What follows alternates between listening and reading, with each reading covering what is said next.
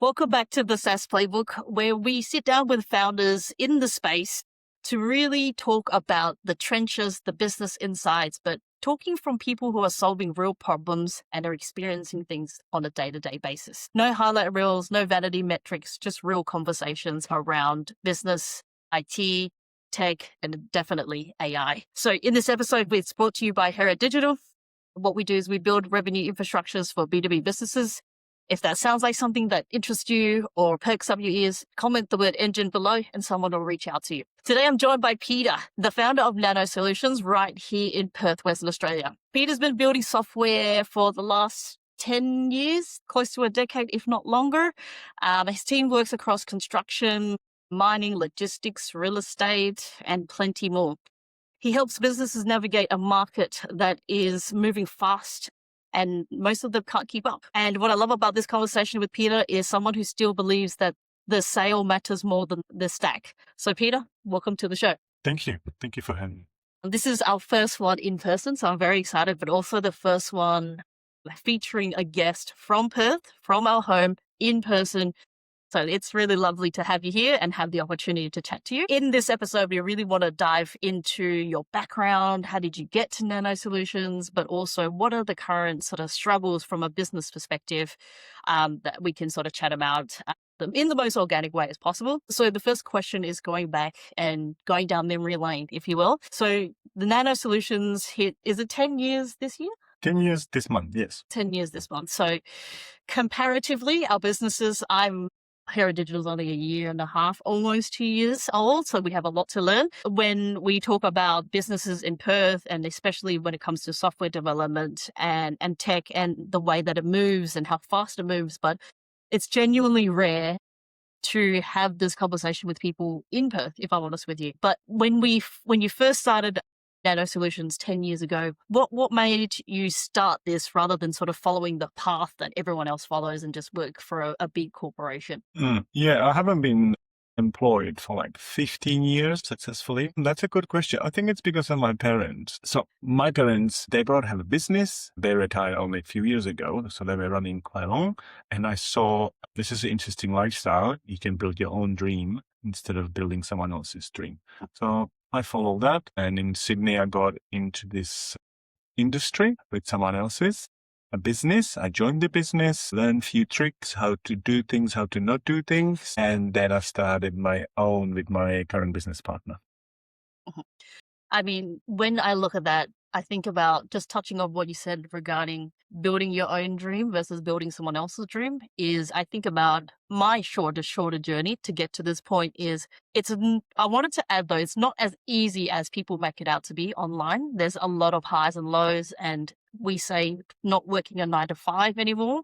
We're more working like 24 hours a day. Non-stop, Yeah. So you have to be prepared to go down that journey. It's not as easy as people like you're constantly thinking about, did I do that thing for that client? How do I get more clients? How do I retain clients? It's a constant battle. But I think there's certain people who are built specifically for business and business ownership rather than people who love to just clock in and clock out. So I just wanted to add that in there.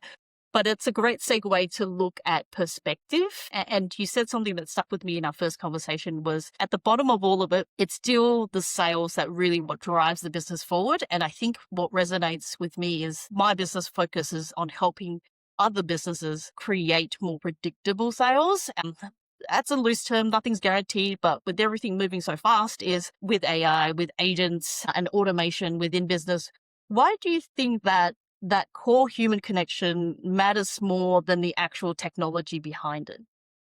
Yeah, I think it does. And the sales, when I moved from Sydney to here, I moved one of the big clients with me, and that really supported the whole business. And then only after that, I had to deal with the problem, well, I need to find more customers now. And you end up having a cash cow in the business, which is a big risk.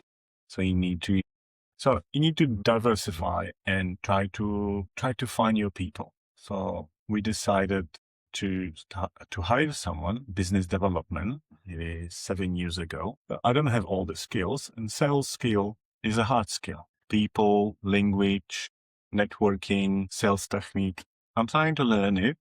I'm getting better at it, but it was easy to hire someone. So we did that. I still had the sales guys with me now, number 3, but it is still the most challenging part of the business. I think it's not overly just really in our space. I think it's across all industries. Yeah. When we look at Perth as a very unique case study, is we're very blessed to have mining, yes, but we're often in a situation where business owners, at least in my experience, are more focused on the operational side, not necessarily the growth side. And the reason for that is when we look at trades, for example, a lot of tradesmen go to the mines and they get paid twice as much to do not as much in terms of, well, why would I go and start a business when I can just do that and not have to worry about anything? But what that means is from the front end, we don't have people to service the delivery and the operational component. So therefore, business owners don't focus on the growth of getting more customers because they can't service the ones that they already have. So when I look at entering the local market, I think about, okay, well, how do we increase and optimize their operations so that they do have time to think about the actual growth side? So when I think about my clients in the US, it's almost like the opposite, complete opposite. They always focus on the front end and then worry about the back end later. Whereas in Australia, we focus on the back end first and then worry about the front end later. So it's very interesting. But I wanted to ask, with your experience, because you seem to be a little bit more focused on the front end, correct me if I'm wrong, but when it comes down to prioritizing the front end and the back end, I feel like it comes in ebbs and flows. So sometimes you focus on the delivery, sometimes you focus on at the front end. But I think as a business owner, it's almost our responsibility to focus on the front end. Would you sort of agree? Correct.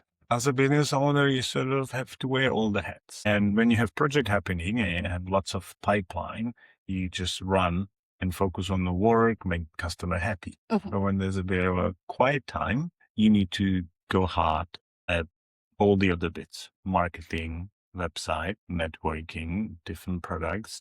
At the moment, we're trying lots of new things. I would love for you to show this. This is one of them.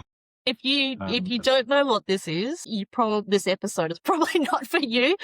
But when Peter gave this to me, I was like, oh my God, I haven't seen one of these in years. So if you know what this is, drop what it is down below. But I think it's a fantastic play on marketing, because when we look at your strategy around using this as a lead magnet, if you will, but is that because you wanted to target particular people who know what this is? Well, this was I can't remember how it started. There used to be content on it. We purchased the reader. Yeah. You can't even put PDF on it, actually. It has to be very low quality.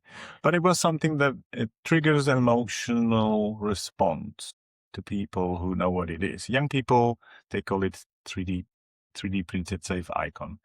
Yes, that's right. 3D printed safe icon. Because that icon is still used until today in the UX. No one knows what it is. Well, we do. We do. Yeah, it was more about triggering the emotional response.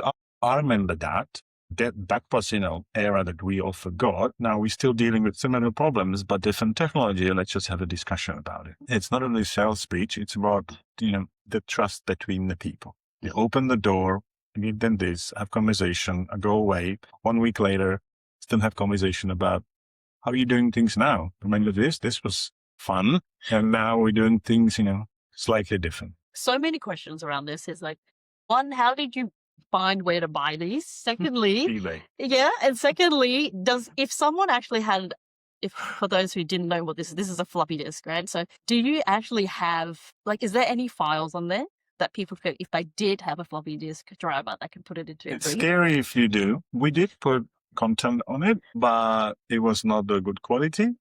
At the moment, we're buying second-hand ones. The new ones are very pricey. The new blank floppy disks? Yes. Really? You buy eBay used ones, and we found some sort of a gold because people don't actually clean them. So you have files 97, Harry's files, or secrets. So they just sell it on eBay for nothing. So I actually haven't had the time to read them all, but I'm sure you will find some gold mines on it. You might find things that you don't want to find on there too. Yes. If it's called secrets, dicey. I think that's really nice because in a weird way, that really resonates with the market in Perth. Because if we look at the business component, is the where we would capitalize on is where I'm sorry to say it, but boomer businesses are finally handing over to their children.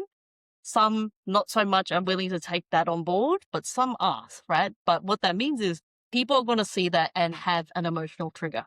immediately. And what I wanted to add to that point is business to business. Yes, that's a component, but if you really boil it down, you're still dealing with humans within that business. And you have to, from a sales psychology perspective, is really trigger that response with that person you're talking about. So I think it's brilliant. It's in a way that with AI technology is we're going too fast. Now we're having to recorrect, and flyers are working really well. Like all these other different marketing strategies are actually working better for us than AI is, which is a very interesting way. Yeah, I guess you have to use all the tools now, but I did leave social media in December, and it's been very nice. I recommend it to everybody, and less noise. And now the online world is very fast, as you said, so much more content, and that's not about to stop. So actually, what I miss from social media is a little bit about the events and the social, not really the friends, they're not really there, but the events is. So there's a restaurant here, Chop Chop Barbecue, and they have posters on everywhere. Every time I go there, I just take a photo, and I took photo all these posters because it's more relevant to me than going on the social media and finding it. So I can see that it's going to kick back now. I think the social media is going to get flooded with AI content. It is already. It's already so much. No one knows what to trust. I can generate 100 videos after this meeting about anything. So this was a little bit part of it. This is a physical thing. And I think people need it. I think people are looking for it. They want to have conversation with me. And we actually go door to door. The businesses I take, we go there. I go there. I'm the owner. I'm the director. I just want to drop this in. I can be your tech guy. We can have a conversation. I'm real. I'm a human. I'm human. I'm not from all these different emails you get every day promising you all this cheap labor. I don't have that, but I'm real, and you can ask me questions. Oh. You can pick up the phone and ask me questions because I'm a real human. You can't call the AI. Yeah. You can, but it's not very good. You can't whinge about something's not working. Yeah. Really, it's but being a business owner is listening to people whinge about a lot of their problems, right? And that probably comes down to being almost therapists for your clients sometimes. That's something I learned and experienced really early on. But when we look at the local market and the observations of local markets, now you are working across some of Perth's sort of biggest industries, mining, construction, logistics, and those sectors particularly are not very well known for being fast moving. So it's a very hard mountain to climb to get them to a space where we talk about automations and then therefore improving their operations, which is what I touched on before. But what are you actually hearing from those businesses right now when it comes to adopting technology and AI? And is that more excitement or is it just more confusion? Yeah, I'm just going to a little bit highlight that we make software for companies and they own it. And then we also make software that we own and we sell it to the other companies. So it's like a SaaS startups. So we have maybe 5 startups and slightly different the way you sell that. And then when we sell our services to companies, it's a bit of a different relationship. We're solving their problems. If we're building the startup, you're solving whatever the customer is, and there's a bit more involved. So I'm going to talk about mostly the sector where I sell someone services. And because I have to do the sales. For the startup, there is a different people doing it. I'm just in the technical support there and building new features and listening to the customer. The slowness is. Yeah, there definitely is slowness, but are they actively asking you about AI and adopting AI into their business by business improvement? Or do you think it's just, they're just confused? It's a funny one. Some people who are like this anyway, they're just sort of jumping between everywhere. They are using it and they're publishing lots of things and creating lots of content and little apps, but it doesn't seem to lead into anything. It's just like brain dump.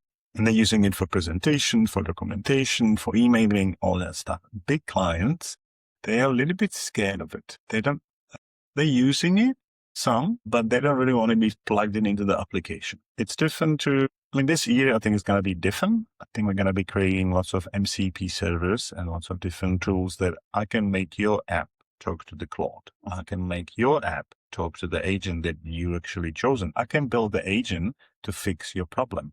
But to get to this stage, I need to know what the problem is. Do you think it's really a problem? And how are you currently solving it? So the conversation is not really there, but people need education. I Right. feel like I actually know too much. I wish I know some of these things so I can sleep better. Lots of people in Finland around me, they don't really care. For them, it's still ChatGPT, talking things. They're not really using the agentic driven behavior. They're not using it to anything. So I think this year is changing. We're going to try to do some event where we educate people. You can ask, what do you actually think the AI is? How can you use it so your business benefit? It won't replace the employees now. You just need to make them bit super employees. I mean, it's a bit hard to put a finger on it because I live in a bubble. You live in a bubble. Some of my friends live in a bubble. I'm still actually not sure what the people as such, what they think about it. But I talk about it every day, unfortunately. Yeah, I think about it like, do people care about AI as much as we do because we're in the industry? But I actually did a search the other day, and it was I was trying to find keywords or trending words that are relevant to the local Perth market regarding AI. And the top search was how to apply agentic AI into business. So I think that's where you sort of touched on before, which is really interesting because a lot of it is when we're looking at solving problems, one specific problem in a business is a lot of it actually has to do around automation and connecting tools rather than creating more tools, at least in my experience. And it's the connection of those tools is what really drives solving the problem one, but also saving time is solving another problem too. But when we look at agentic AI, that's a whole different aspect to AI. And I think you're right. There's definitely has to be a lot of education around one, different levels of AI, but two, how do you actually implement that correctly into your business? Because if you do lots of side projects within the business, seldomly do they actually talk to each other and solve the same problems. And you'll find that the bugs eventually start to show up. And it's not something that you can just flip the switch and it's solved. It's a constant management and maintenance part. And I think a lot of people don't realize that. They just think, okay, I just plug it in and it solves my problem. Happy days. Oh, that goes in the whole vibe coding too, isn't it? When it started happening a few months, years back, I was, everyone can code now. Is my, all the stuff I learned, is it just gonna go away? And I still think that sometimes, but it's not like that. And now I'm actually more and more, I'm seeing that you still need to have the education, the skills to ship something. If you want to ship something to your customers, to your businesses, you want more than 2 people using it, you still need to build proper software. AI is very good at coding. It's not so good at making software and make sure the stakeholders will have the same expectation what you promise them. AI doesn't do that for you. You still need to apply lots of cognitive thinking. Less than before, yes, faster, but still needs to be that feedback that also the development companies have, hopefully. I think it does make shipping faster, but it doesn't make it less important to see how everything is actually shipped. Because when we look at vibe coding, I'm sure everyone's gotten to vibe coding to some degree at some point now. It doesn't actually, you can't host certain things. You still have to push things through certain levels of software and hosting software before it actually becomes a live tool. And a lot of people don't think, they just think, okay, yeah, vibe code, boom, it's done. It might be done on the front end, but it doesn't connect on the back end. And that's something I learned early on as well when I started vibe coding. I can't really say that I use it that often anymore. I use it more to connect tools, really, to be honest with you. I don't vibe code much anymore because I mean, Claude, if you connect your email, you connect these things together, it's a game changer for the way you work, right? And I guess that's why we see the point that we allow you to connect more tools with your favorite tool.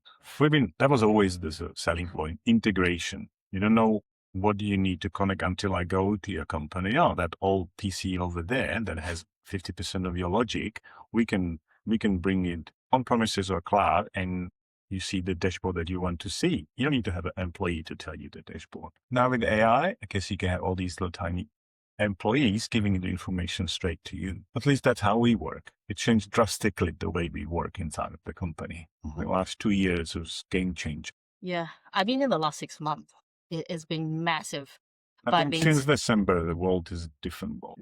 Yeah. And then when I think about actually deploying certain things, I kind of now have done too much and come back and use something like a Claude as a mission control. Basically, it's like the center So once everything is connected, I'm like, okay, do this and do this. It's just command center for me rather than actually, maybe I'm not as developed in I think coding that's itself. the code.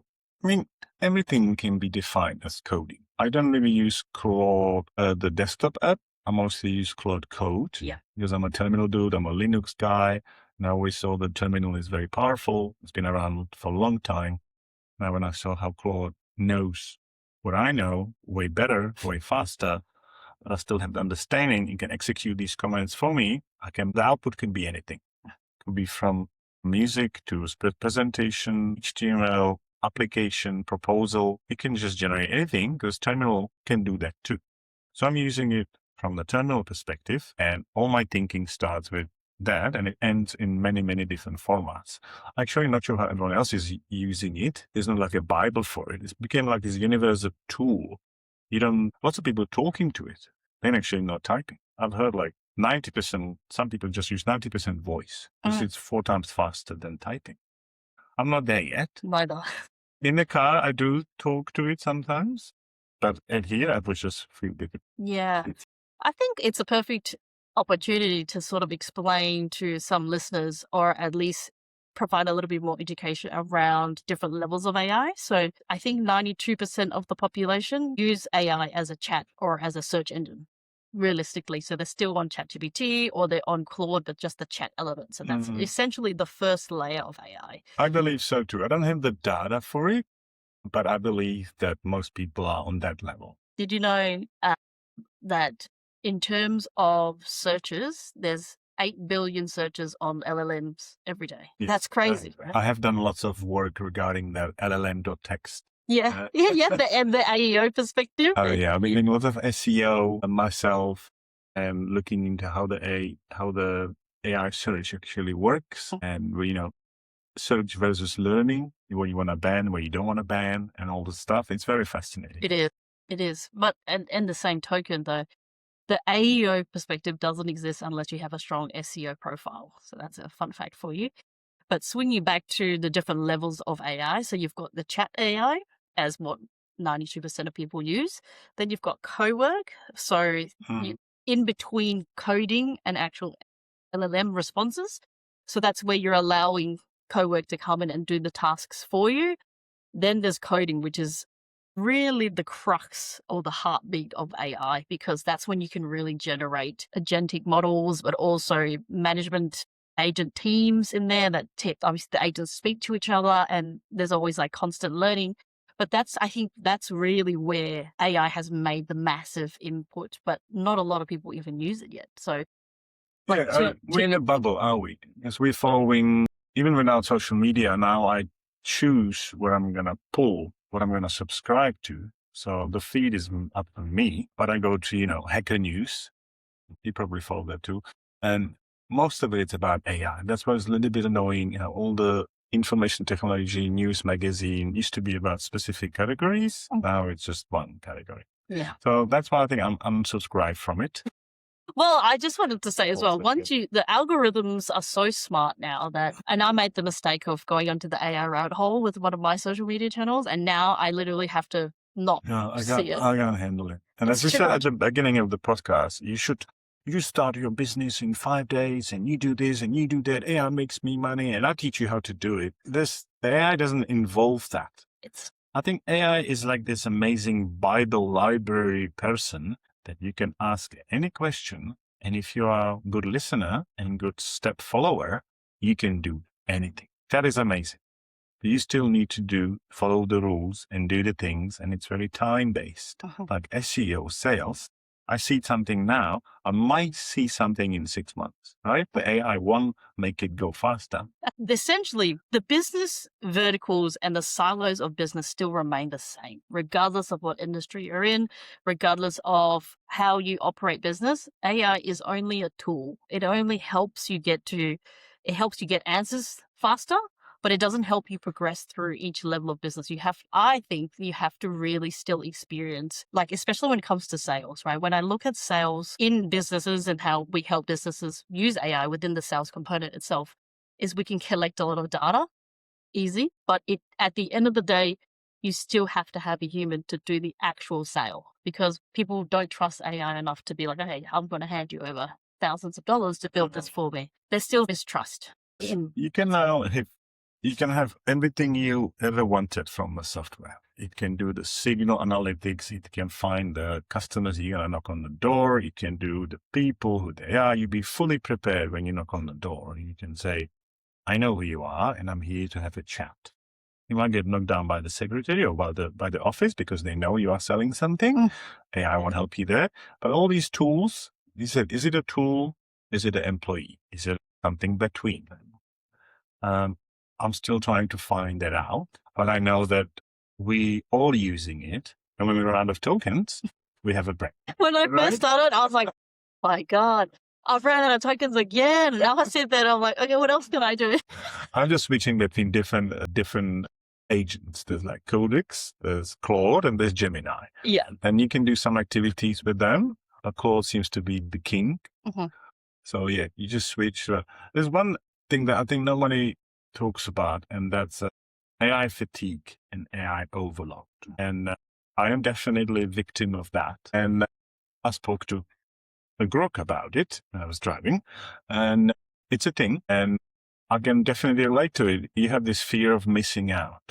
It's not really business perspective and a personal perspective, but I feel like the whole world will have that. Once you figure out the agentic behavior, once it clicks in your head, oh my God, I can do all these things. I have this feel that everyone's going to find out. Everyone's going to do this. Where's it all going to go? Is everything going to become so cheap, so expensive? And so there's lots of these things in my head, and now I have to monitor how I use the AI. Because, you have the idea, you know what it's like, you can execute it, you can do all these things. Why wait? The token thing, maybe money. I need to actually stop. I think 6 p.m. is a good one for me, so I can fall asleep around 10, 11. Sleeping with AI became a little bit of a problem. That's something people don't talk about at all. I find it I have a very fast mind. I can, I'm very proactive in my business. If there's a way to get more success, more leads, more money, more, I will do it. AI is very good for that. And it's not good for life balance, not good for your mind to come down, have a rest so you can do it again. So I coded an app that stops me from doing it. Really? Does it lock you out? Does it lock you out of the tool? I'm not running yet, but I'm going to have a clock. It's going to tell me warning, let the agent go, but I won't allow you to use it. You need to go to bed so you can resume again and be productive. And not just for the work, but my wife, my kids, I need to be present. And AI didn't help me with that. I think AI didn't save any time for anybody. It's the other way. You want more and more and more and more and more. People are happening. The AI fatigue is a thing. AI overload. People just go. And they're like, it's not a good ending. And the studies coming out right now, it's not looking that good. That reminds me of when I first started coding. My partner found me in the corner at like 8 p.m. at nighttime in the dark coding. I'm like, oh my God, I could do so much. She's Vibe like, coding or coding? Coding. And then she's like, oh, sorry to say this, but you're giving crackhead energy right now. I'm like, oh, okay. That's when I was like, Leave me alone. Yeah, I was like, don't interrupt me. My precious. Yeah. So that's something to be aware of when you first especially get into Claude and vibe coding and coding. Coding was... What I miss about the coding, because coding was it was a therapeutic thing. You try, error. I got it. I fixed it. I fixed the bug. I feel so good. I can have a break now. That is gone. You don't have that experience. You don't even have the editor. You don't need to look into the bit. It's on a high level and you can do 4 things at once, but you're never satisfied. Mm-hmm. There's always one more feature behind the corner. There's always more this, more that. And I think we're going to learn. That's probably not the way to go. Somehow we're going to learn that, I think. At one point I had, 6 terminals open, all creating its own agent. And I was like, oh, this is too much now.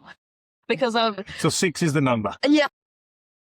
So yeah, don't do what I did. But I think I'm not the only one that's going to experience that. But also people are slowly going to get, I feel like in the journey of learning about AI, you start to learn about LLMs, then co-work, and then code, and then it's just like this, and then you get fatigued, and you're like, okay, I'm done now. That's been my experience. I think the agent thing is what really did it in December something when they released the Opus 4.5, and then I saw I made no mistake. I was just going and everything I tried it, there was no mistake. Then I was like, oh, Scary. and this is the worst model that we're gonna have. And since then they released 2 more. 4.7 now. Yeah, which takes too many tokens. I'm not using it. I'm on 4.6 right now because I don't want to use the tokens. That's it. It's 7.5 times on 4.7. 7.5 times tokens that it uses. Yeah, no. Tokens is a big conversation. Yeah, that's a whole separate conversation. We can do a whole episode on that alone. But I kind of want to bring us back to Nano Solutions and the business where you're taking and focusing the business this year is, when you look at your best clients and the ones that are essentially the best fit in terms of, they pay on time and all those small things, but who is the best type of client for Nano Solutions? Yes, that's a question that I've been asked quite a lot by my new salespeople and these podcasts. And I have to think about it a bit more. It's been different for the last 10 years, and I think it's going to be slightly different now. I'm open that to more businesses than before. Before, I needed only one business per year, decent size, 10, 20 more employees. They mostly move some stuff in physical world. It's not just digital. And they do B2B. I create mostly B2B applications, remove spreadsheet, remove paper, help them to run the existing business better. If it's a nonprofit or any industry, it's like that. This year, I feel like we're not really software development company. We are business-driven company. So I'm not going to give you screens. I can still give you screens. Most people just want screen from me. They don't care about the back end or the stack or this or that. That guy wants that screen, and his employee is different role. He wants a different screen. So I just give them these screens and the system just does it. Now it's more about the output. Doesn't matter if you get it by voice, by screen, or by pressing floppy disks. It's about what does it do for that business. And we end at the sales again. They want to know, they want to have visibility about everything they do. They don't really want to have agents because they don't understand what that is. They understand the word want to automate something, but first they need to define it in the processes and procedures. Some companies don't have that. Once they have that, I can help you. We can optimize these 3 things, and then maybe in 6 months, I can help you. The agent will automate these things. But right now, for my startups at least, I always outsource some of these things I didn't want to do. SEO, marketing, sales. Why did I do that? Because I didn't have the skill and the patience to do that. I do have that skill now. I'm interested into it because the coding doesn't take that long. I can focus on the different aspect of the business. So I'm actually really interested into SEO, the geo, what it's called, geo SEO, the way the LLM sees you, the local business, the physical exposure. I'm turning my office into billboard at night because I have a window. Let's put laser project in there and tell people I'm here. I'm focusing on more the day-to-day business, what they do. And I can be the tech guy. I'm not just going to build your software. I'm going to connect all the softwares you have and even the subscriptions that you're paying. Maybe you don't need to pay them in 6 months because you're not using the presentation and spreadsheet anymore. You're using Claude, and the Claude will give you that data. I think everyone is sort of changing. We don't need these SaaS applications that I feel like the SaaS era is changing into different era. I'm not going to say it's over, but some of them are definitely over. So we as Nano Solution, we want to help the businesses to survive this era.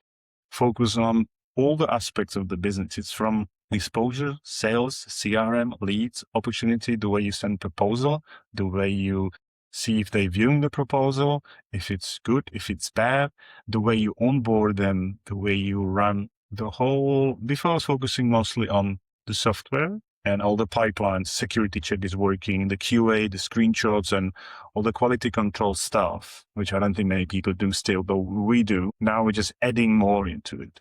How many leads, how many people you contacted, how the salespeople doing, how the support people doing, how the support's going to be integrated inside of the application.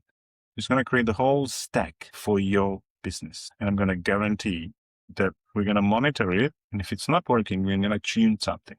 So we're doing KPI, not just for the tech stack, not for the software, but for the remaining of the business, which, as you know, it's mostly sales, customer support, advertising, SEO, stuff like that. I'm tapping into it and making it part of, if you buy a product from me, it's going to come with all of these whistles. So you're not focusing just on one component, which is initially software.